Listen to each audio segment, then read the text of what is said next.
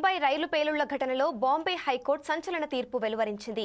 2006లో జరిగిన ఈ ఘటనకు సంబంధించిన కేసులో శిక్ష పడిన 12 మందిని తాజాగా నిర్దోషులుగా ప్రకటించింది.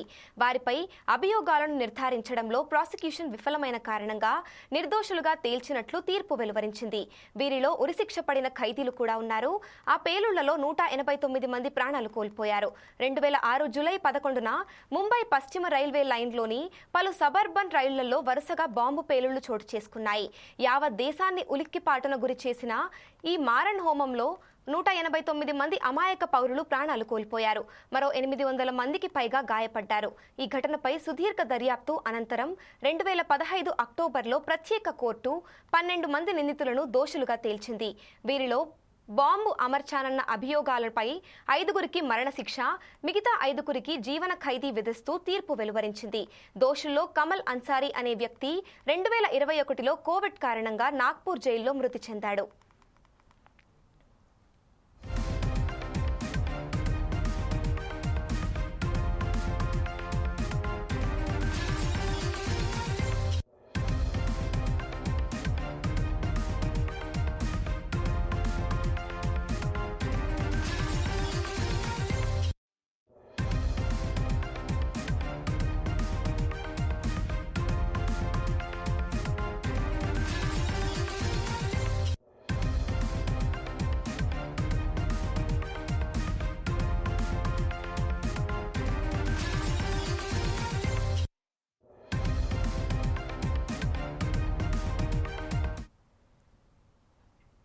ప్రత్యేక కోర్టు ఇచ్చిన తీర్పుపై దోషులు హైకోర్టును ఆశ్రయించారు.